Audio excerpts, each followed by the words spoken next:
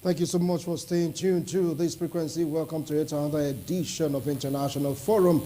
I am Wilson on Marshall. Since our apology for coming slightly behind schedule, we have to put matters in order to give you at least a near perfect show. Well, it's all about the U.S. election, the unending war, so to speak, between the Democrats and, of course, the Republicans. And results have been trickling in.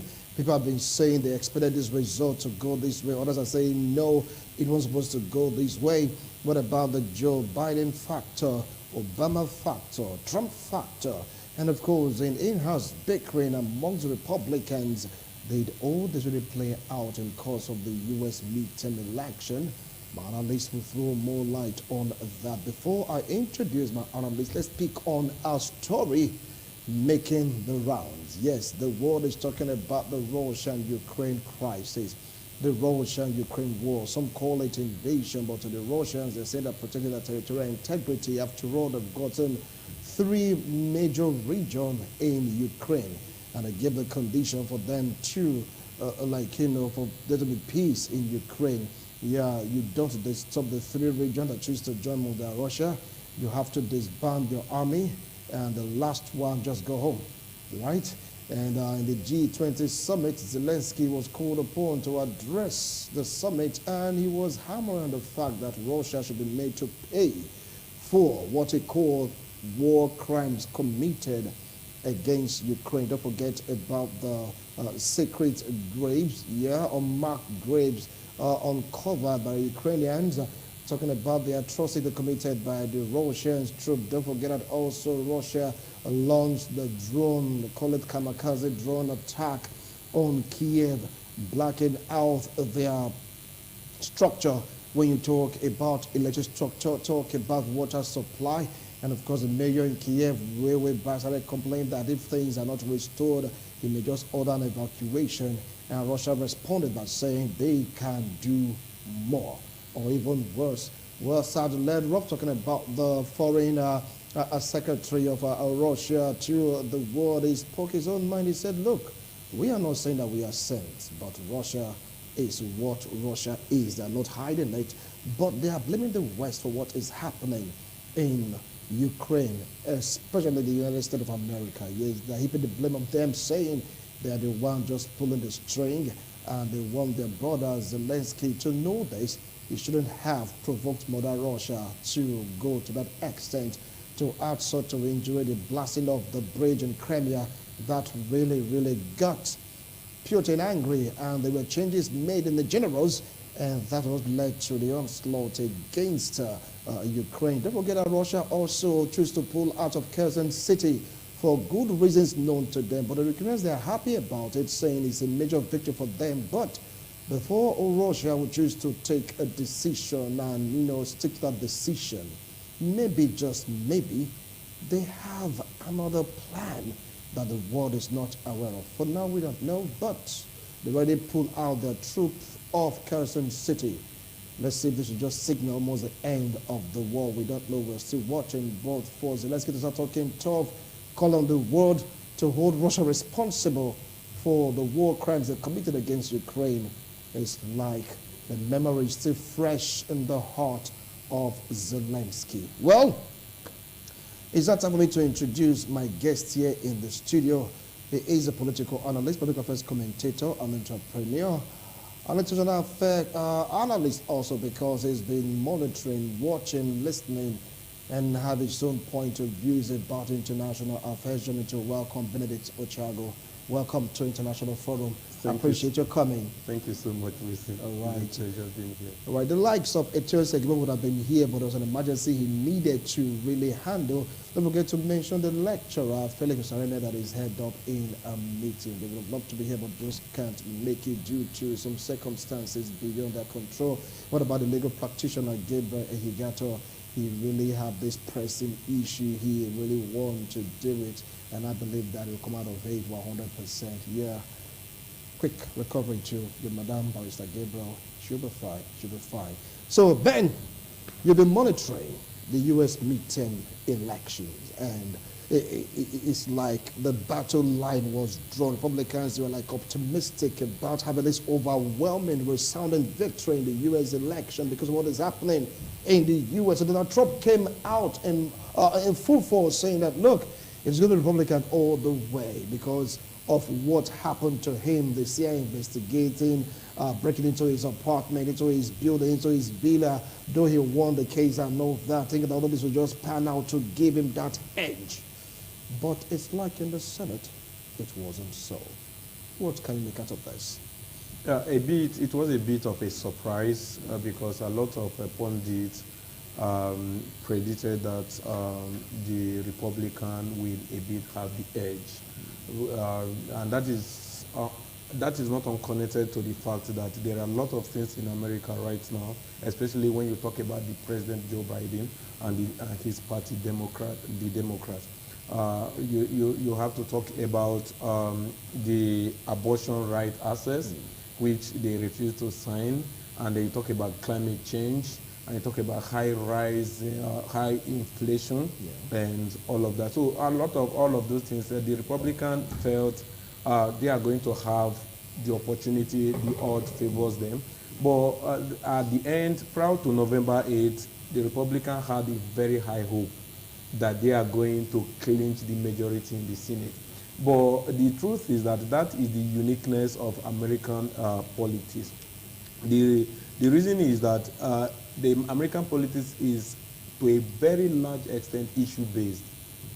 And sometimes that is why the swing is always almost very, very quick.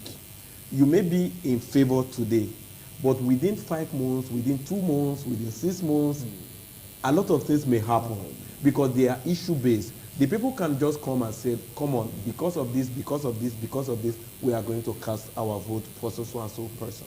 And then if you are not able to convince them on certain issues, although the truth is this, that although a lot of people are clamoring for abortion rights and all of that, but they also have to look beyond that as an American. And also another factor that actually worked against the Republican this time around is that young people, there is a surge of young people in this midterm election. The young people came out en masse to decide who become the senator, who become the House of Representatives member, and all of that. And there is a certain mindset of the young people. They are not regular politicians. They are not regular participants in politics. And so when they come with a certain mindset. And that mindset is such that, okay, look, the Democrats right now, where have they gotten it right? In terms of employment, they've done well. You cannot take that away. And the young people are seeking for employment. And then they are now seeing hope, okay, if we can empower these Democrats, if we can bring them more, they are going to make a lot of legislation that in the future will favor. And that is what actually worked against the Republicans. Then again, also, there is, like you pointed out earlier, there is a sort of rancor within the Republican. Some of them, of course, maybe between and the end of today, Donald Trump will be announcing his intention to run for 2024 election, which is not going down well with some sect of the Republican Party, because they are of the opinion that the image of Donald Trump is actually hampering the chances of the Republicans. Don't also forget the Capitol Hill event. January 6th Capitol Hill event or thereabout. So now, when you look at it, a lot of America has not forgiven maybe Donald Trump or the Republican Party of what happened that day. Whether right or wrong, they feel there was an infringement on the political process of the Americans. And so that is actually working against Donald Trump as an individual. Also, but because when you are talking about Donald Trump, he has been the face of the Republican Party since George Bush left office. And so when you are talking about the Republican Party, you are talking about Donald Trump. And so to a very, very large extent, the personality and the approach, the style of Donald Trump will go a long way. If the Americans accept Donald Trump, it means they have accepted the Republican Party. And if for any reason they refuse to accept, they reject Donald Trump, it means they've rejected the Republican. And the people are saying, okay, come on, right now, don't also forget, I think the current governor of Florida, DeSantis, also is in pole position to contest for the presidential ticket in 2024. And now, but also, the people are now saying, okay, we are going, despite the internal rancor, we are going to allow the process take its due course, which was what happened in 2015, 2016, when Donald Trump wanted to run for the presidency. Of course, at that point, a lot of people didn't like him. Somehow, you discover that some section of the Republican Party fall out of favor with the Donald Trump. And maybe because of his approach, maybe because of his personality. But generally, a large portion of Americans seems to like him, seem to love him. But also, this time around, what worked against him in 2020 was the effect of the African Americans in the voting process, in the electionary process. Because the African American electorate, many of them never seem to be in good terms with Donald Trump, because they are feeling that one of their reasons is that Donald Trump made America an ecosystem that is impenetrable, and people are not able to access America, and some of them want to invite their relatives from Africa or outside, or maybe South America. But Donald Trump kind of created an ecosystem that is very difficult to access when you talk about America. Sometimes getting a visa is a problem, and then don't also forget that he had to literally build a wall between Mexico and America. So all of those is worked against him in 2020 when you talk about the demography of the voting, because a lot of people are saying, okay, of course he built a very strong economy for America, but beyond that, like I said earlier, it is an issue-based thing, and the people will always look at their interests. The voters, in some quarter, they look at their interests. But right now, that is also what seems to be working against the Republican. And then the internal rancor will definitely continue. If Donald Trump declares today that he is going to run, it will definitely continue. All right. Now, people are like saying that Donald Trump being in the mix will be able to give the Republicans an edge in this election because of his followers, because he's loved by many. But somewhere along the line, it's like even some Republican states lost to the Democrats. Does it mean that Donald Trump is now losing? That's, in quote now, love of the people in some of this region. Okay, losing in Georgia, Arizona, Nevada, Pennsylvania, is a very, very wrong signal for the Republican.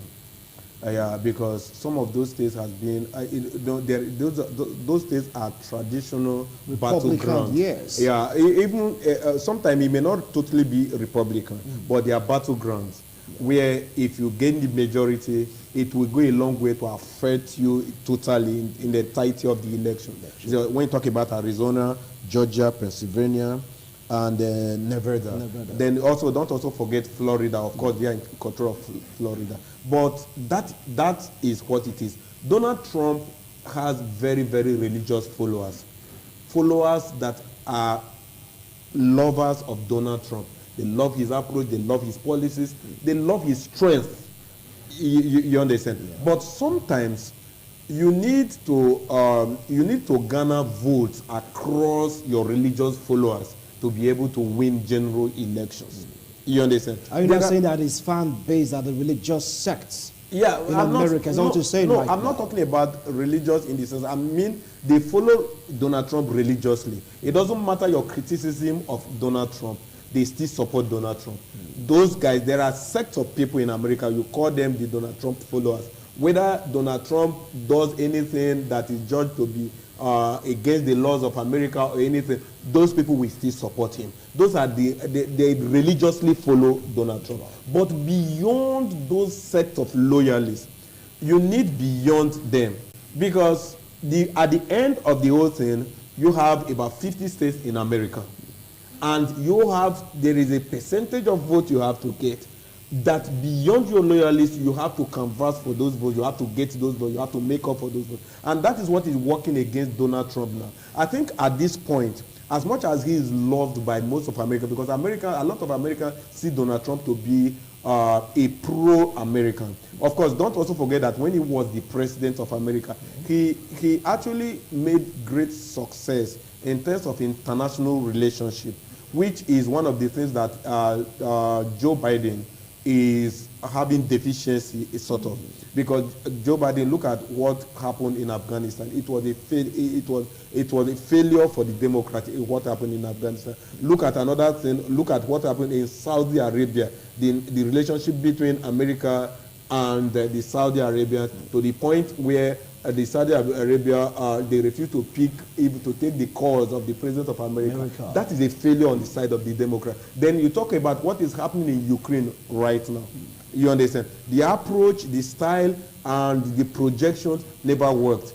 In the first place, there's an argument that America would have done better in ensuring that the Ukraine-Russia war never happened. But that is an international diplomatic failure for the Americans. And so, and there was a time that there was a kind of insinuation or a kind of notion that American soldiers may need to fight in Ukraine. Of course, at that point, it took the Republican senators to be able to confront the Democrats and say it cannot happen because you are talking about a nuclear country, a nuclear nation, so it is not going to be an easy. And so the war elongated between Ukraine and Russia to this time. In some quarter, some people are saying that, okay, come on, is like at the end it will still end on the negotiation table. You understand? Which is what America, led by Joe Biden, supposed to have done initially. You understand? So there is a lot of international failures in terms of diplomacy, in terms of relationship. Don't also forget what is happening between China and Taiwan. And the U.S. in the mix. Thank you so much. The U.S. in the mix. And all of that. So there are a lot of things that is happening that Americans are beginning to question the international strength in terms of relationship of Joe Biden. But also internally, he has been able to gain some success in terms of maybe employment. For example, employment rate, the rate of unemployment has drastically reduced under Joe Biden according to their record. And then, like I said earlier, the young people tend to look at that very, very keenly, very, very closely. And the involvement of the younger generation in this midterm election was actually what worked against Donald Trump. Are you not saying that Donald Trump don't have ardent followers in what you term the younger generation? Yes, he does. Let me tell you, the truth is that he does have younger followers. But the truth is that the people that came out to vote this time around were people that were neither here nor there. You understand it? Now, they were able to judge and decide based on the current issues. It may be like, for example, in the next 6 months, in the next 1 year, they may change also. You understand? They supported the Democrats based on issues. In the next 1 year, the story may be different. Don't also forget that prior to the November 8th, a lot of people were saying the Republican were going to take it and all of that. But now, that is the beauty of advanced democracy like that of America. It's always issue-based.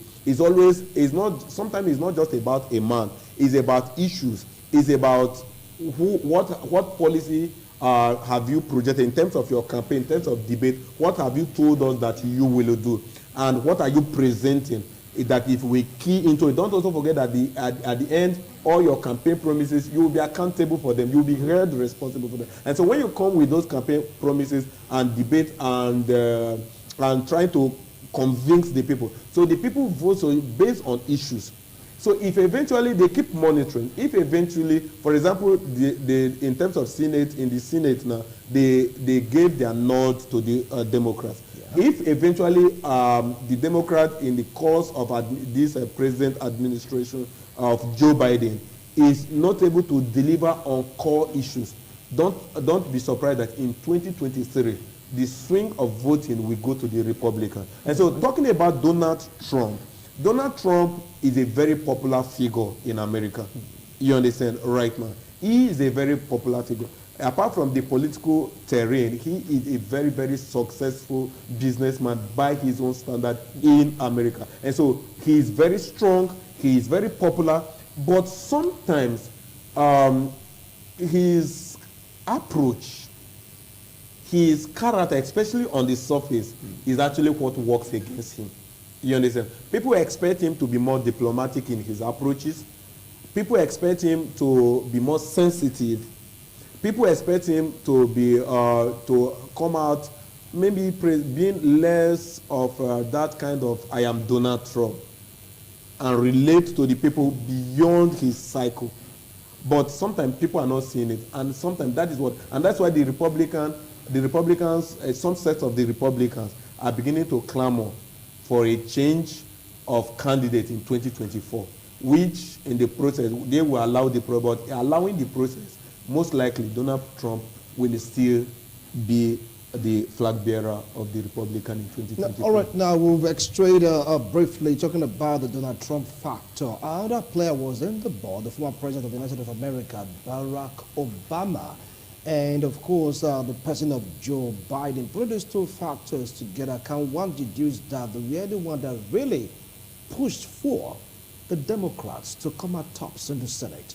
Sure. These two factors put together. So now, thank you, Wilson, for coming there. When you talk about Barack Obama, he is loved by younger generation of America. Remember in 2005 when he made his intention known to be the president, that he wanted to be the president of America. The popularity was high. That was why his vice president then, who is the current president of America now, Joe Biden accepted to be his running mate. Joe Biden has been in politics since 1973 or thereabout. So he has been a very, very old politician. But seeing a young Barack Obama coming with all the support from the younger generation, and they saw and they saw a bright light. That is the difference between advanced democracy like that of America and that of Nigeria. When they see a bright light, they queue behind that bright light to be able to ride on that wing and retain the position. But in Nigeria, no, it's always about personality. It's always about if it is not me, we should lose it. But Joe Biden then accepted to be his running mate because he found a candidate that had a very high prospect. And eventually that prospect actually paid off. And so now, even till today, when Barack Obama comes to talk in America, there is, he is a scholar, intellectually, academically. Yeah. And so now there is a way, he has a way of captivating this younger generation with his very, very audacious and fluent speeches and all of that. So there is a body language, there is an approach from Barack Obama that the younger generation seem to come to terms with. You understand? Even his appearances and all of that. So because when people are going to vote, especially in advanced democracy, the reason why they vote sometimes is not just what you look at. And so Barack Obama factor in this midterm election cannot be overemphasized. You cannot take that away. And also bearing into mind that younger people actually came out for the Democrat will also tell you that Barack Obama's effect is very, very key. All right, and does it now mean that the candidates coming out for this position, their influence are not really considered by the electorates? Because while I'm saying that it's like this election, talking about the midterm election, play down so much on the candidates, they focus more on the party and their manifesto. How true is this? Now, when you look at it, the Democrats and the Republicans have clear-cut, distinctive ideologies. But in terms of operation, you see, governance is not static. When you will have to maintain your ideology, but also you don't have to be static. You have to allow the course of events take its place sometimes. And so when administratively as a party and with the ideology, if, for example, the electorate will see that with Democrats' ideology, if we allow them remain in the Senate, wins the majority, they will be able to come out with legislation that will protect Americans. You understand? They will come out with legislation that will revamp our economy. They will come back. Don't forget also that when you talk about governance in advanced democracy, it goes beyond the individual being, maybe you are the governor or you are the president. It goes beyond that person. It is about the system. And so the system has a way. So what the people do sometimes, they tend to look at the system called the Democrats and the Republicans. And sometimes today the Democrats will have the edge because their system and their approach this time around, what they have to offer to the people, what the people are seeing is such that the Democrats will be able to deliver on that ground. But tomorrow, the American need is always, the American need always evolve. That is the right word. You understand? There was a time it was about, okay, security, we must have to get Osama bin Laden. And anybody coming around is somebody who has strong will that will promise us that with the havoc Osama bin Laden did to America, you must get us Osama bin Laden. You understand? And then again, Barack Obama came and worked towards that and promised that, and eventually he succeeded in doing that. Yeah. And then again, it was about security, very strong will. We need to do something in Afghanistan, Qasem Soleimani of Iran, and all of that. Donald Trump came with all of the strength, and at that point when Donald Trump came, there was this kind of porous borders across America. Anybody just enters, and Donald Trump say, when I come in, I'm going to close the borders. So the needs is always evolving. You understand? And so that is on the basis of the current needs that Americans choose their candidates. So you're saying that they're playing down the candidate just for the party? That's what they're looking at? No, they don't totally play down on the candidate. Yeah. You understand? If not, because the reason why, in most cases, like I said earlier, the Republican lost some key states is because of Donald Trump, whether you like it or not, whether directly or indirectly. Even the Republicans, some of them are critics of Donald Trump, that he is gradually killing the Republican Party. So they don't downplay the candidate. Of course, you remember now, even despite the fact that the Democrats are majority in the Senate now, there are blackouts that Joe Biden don't run. That is in 2024. Yeah. They are already sending a signal to him, don't run. So that will tell you that it's not just about the party alone. The individual is very sacrosanct. And I believe that the Democrats, they are looking in that direction right now. They are looking in that direction where, okay, in the event that Joe Biden does not run, what is the alternative? So it's not just about the political party alone. The individual is very sacrosanct. Yes, the body language, the attitude of is very, very important to the American. Likewise, the system. But sometimes the system is much more of a focus because the system is always very stronger than the individual. That is what makes their democracy a very interesting and intriguing one. The system, for example, remember the last time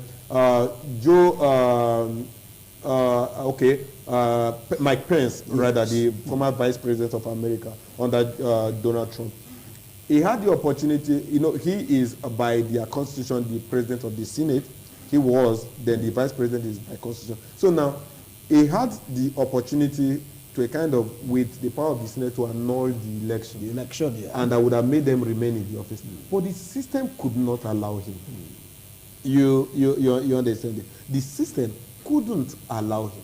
And then again, there was a time when Donald Trump was impeached, not removed anyway. He was impeached. By the House of Rep. But now, by the House of Rep. Not the Senate. But the Pence presided over the Senate that retained Donald Trump. Or, of course, if he's in Africa, you say if Donald Trump goes, he becomes the next president.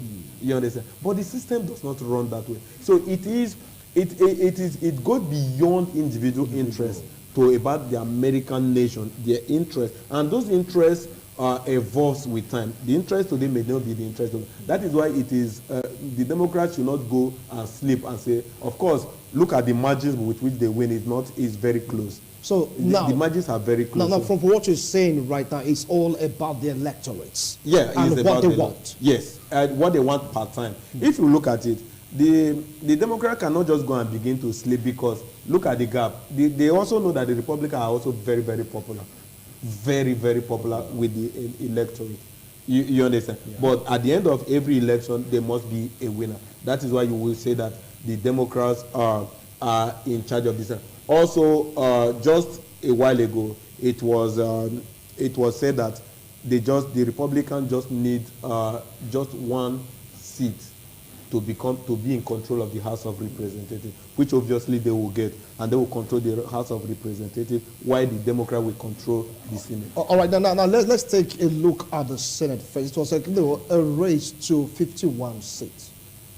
When they were collating the results, you get to realize that the Republicans were way ahead of the Democrats. All of a sudden, there was a turn in the tide. Yes. Democrats met up with them, caught up with them, and overtook them. Yes. 50-49. Yes. Now, what do you think this spells for the current administration? Now, that's what I was saying earlier, that the Republicans are not unpopular. The Democrats will not go and sleep. That's what I know. I also said earlier that there is a battleground state, and that was where the Republicans lost it: Arizona, Nevada, Pennsylvania, Georgia. Those are traditional battleground states. So when you can win, get your vote, and be ahead, but if you are not able to make strong statements in those battleground states, it will work against you. That is what happened, and that was actually also what happened against Donald Trump in 2020. He was not able to muster enough vote in the battleground state. Of course, when the vote, at a point he will be up, at a point Joe Biden, and eventually Joe Biden had an edge over him in the battleground state. Oh, now, so talking about the battleground state that you really spoke of passionately, which is actually true. Taking a look at it, what do you think the Republicans would have done differently to have won some of those states from what you term the battleground states? All right, more of grassroots, more of assurance and reassurance. You understand? Yeah. Get to the African American community, because have a kind of reorientation, change their perception of you, because they see the Republican to be anti-black in sort of. They see the Republicans' policy not to favor them, and so you must be able to have a very thorough engagement. Engage them, especially at the grassroots. Engage them among the young people. You understand? So I think that is what the Republican failed to do. Engaging the people, and then a kind of reassuring the people that we are actually for you. And don't also forget that the Democrats are using that as a tool. It's politics. And politics everywhere. They have a sort of politics everywhere across the world have a sort of things, a lot of things, some certain things in common. You understand? People will look at the body language of the people and the perception of the people concerning you, and they will amplify those perceptions. If it is negative, they will amplify it and use it against the opponent. But if it is positive towards them, they will also amplify it. The area where it is positive towards them, amplify it and use it to get the votes of the people, giving the people a reassurance. Now, when we talk about I think abortion access is the major issue that Americans, especially the women, are saying they want to have access to abortion, and the Democrats are saying it, the presidents are saying it, that they cannot do that. Yeah. They cannot do. Now, they were able to convince the people, although we cannot do, because America cannot afford to grant access to abortion this time around. The reason is that China is making wave with their population. America needs the numbers. And so when you grant access to abortion, it means the population in a way will be in decline. They can't afford that because they need a lot of military personnel in the south, in the northeast, They need it in the Asia, they need it in Africa, everywhere. So you can't afford that. And America cannot afford that. And so the Democrats, only what they just need to convince the people on why we cannot do this. We understand your plight, but look at why we cannot. And the people may just seem to, of course, that will still continue to be on the front burner going to 2024. The Republicans are looking at it, and the Republicans, in a way, they are promising that they are going to pass that. But the electorate knows that that is just an all right, like what it is, the Republicans will have this difficulty in the Senate to oppose any bill by the Democrats. Is that what it means right now? It's going to be Democrats all the way. The bills, everything. We just go in their favor. No, it's almost the difference is very, very, the margin, 49-50, just you one. understand, the margin is very, very close. And so the the Democrats need the Republicans as much as the Republicans need the Democrats. But also look at what happens in the Senate over time. Sometimes it's not just about the Democrats' bill. No, it's not just about the Democrats' bill. Don't forget that the reason why some of the Democrats senators lost, it is because some of them criticized Donald Trump. And that's how they lost. Yes, and among those places are loyalists of Donald Trump. You understand? And also the reason why some of the senators among Republicans lost is because in the House they had this kind of soft spot towards Donald Trump, especially the Capitol Hill issues. Maybe some felt they didn't do enough, and so you cannot return. That's why I say American election is a very funny one. The reasons why people win or lose the election, sometimes when you look at it from the lenses from this side, you will find it to be a kind of a very funny one. But that's how their system has grown.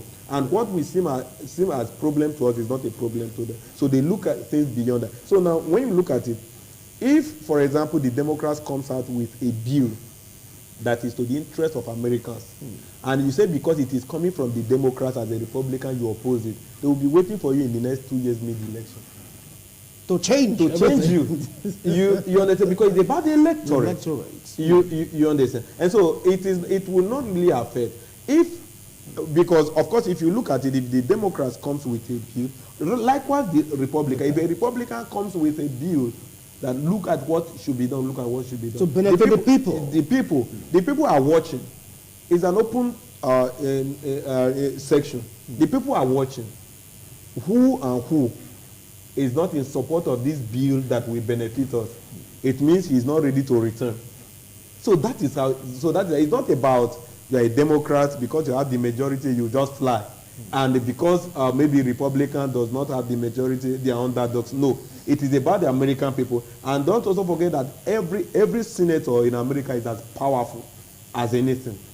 You understand? Nobody is relegated because they have their duties cut out and the people are watching. So nobody is not about the Democrat having majority and that they will just ride. No. Well, they're saying that is like an advantage, so to speak. In the House. It is an advantage. No doubt it is an advantage. But don't also forget that even when it comes to election within the Senate, sometimes, even the bills that are proposed by the Democrats, you will see some Democrats voting against the bills. Likewise, the Republican, when Donald Trump was there, you see some Republicans. You understand it? Yeah. So sometimes at the end, it is about the politics within the Senate. What it is about perception, it is about an analogy. Okay, you brought this bill, how will it benefit America? How will it benefit her? Of course, every politician will also seek how it will benefit him or her. But America is always projected to be the reason. And so if that's your reason, if you don't support any bill or any move that will benefit Americans, you will go back for their vote. The midterm election. In the midterm elections. All right, if you just joined us, this is International Forum, and of course, Benedict Thiago, political analyst. He's sharing his own thoughts and opinion about the emergence of Democrats in the Senate. We'll soon dive into the Republicans right now in the House of Representatives. For what you can surmise, it's like it's all about the people. They are watching, they are listening. If you don't do anything that, make them happy with it, they may just vote against you. All right, and from the discussion also, you may just realize that it is more about the party and their manifesto. Yes, the candidates are very, very important, but Americans focuses more on the party's manifestos when it comes to the Democrats and the Republicans. Let's take a look at the House of Representatives, the race to 218 seats. The Republicans, they are closer to that mark. What do you feel about this? Yeah, that is, of course, the Democrats will be very, very happy now because over the years, for some time, the party in charge in terms of the presidency always get it hard in midterm elections. The people seem to be very, very restive towards them. So in midterm election, you see the people voting against them. But this time around in the Senate, it favored them. And so the fact that they will most likely not have the House of Representatives, they have something to cheer because the upper chamber, they're in control of it. And then again, the Republicans taking over, most likely Nancy Pelosi, the House Speaker, who is 82 years old now, may not run as the House Speaker again, and that will throw it open. Of course, she has not said anything about that, and she can always keep her card close to herself and leave the people in suspense. But if eventually in recent times, things has not really been too okay, maybe even from the home front, the husband the other time was attacked her home and all of that. So all of those things, she may want at 82, she may want to go and have some rest and be a grandmother and have more time with family, have more time with her husband. She has done well for herself, for her nation. So at 82, it may just be a retirement for her, and that will throw the whole thing open in the House, and then the Republican may want to be in control to become the Speaker. But since they have the number, the European Republicans will be the Speaker. It will be the Speaker in the House. Of course, but definitely they need the Democrats. It's not just about you Republicans, being the majority. The line, the gap is always very close, and so it's designed in such a way that no party will say we claim supremacy. You understand? It is about you, it is about me, and all of that. So eventually, depending on the candidate that comes out as the House Speaker, if the House feels this is the best candidate, they may go for that, irrespective of whether it's a Democrat or it's a Republican. All right, now proceeding into 2024, so to speak, you get to realize that in the course of these elections, the reports that some persons went to the polling unit armed.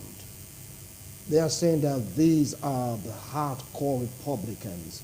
If you want to project to the election that Trump is saying that he's going to vie for, do you see sparks of violence here and there in America when you talk about the polling units? Across the globe, elections are becoming more volatile. And of course, the Republicans seem to be a little bit more of agitation sometimes. They feel, sometimes they feel they are being oppressed and they want to show that they cannot be oppressed. And also, don't also forget that this time around, a lot of money was expended in this midterm election. I think the highest so far. Yeah, the highest about money released about $7.6 billion US dollars. So a lot of money to throw around, and you will also know that Republicans they have the money to throw around. Don't also forget that Donald Trump. Don't forget that some state Democrats spent more than the Republicans. Don't forget that also. Definitely. It's about. It's not just about one person. There are a lot of rich people among the Democrats and rich among the Republicans. So it's not becoming a kind of money politics, and that is a very dangerous one for Americans. And I think between 2024, they may want to do something differently and have a level playground. Yeah, we don't really have more time to read another money politics because both Republicans and Democrats, for the first time in American history, this is the election that got so much money. Ben is correct. Talking about tune of 7-point-something billion, not naira, US dollars converted to naira. You get to see that this is like we are just playing because that is a colossal sum of money, both from Democrats and of course Republicans. But as it stands right now, Democrats, they have the Senate Republicans just one more seat to go. They will dominate the House of Representatives. I'm not saying it's going to be a balance between both parties, but Democrats, they are happy that they have the higher chamber. Let's see how all this will pan out. Ben, thank you so much for a wonderful analysis, top notch. Hope when I call on you next time, you're obliged. Always a pleasure being here. All right. Well, that's the show this afternoon on International Forum. Thank you so much for being a part of it. See you next week, Tuesday, God willing. Bye for now.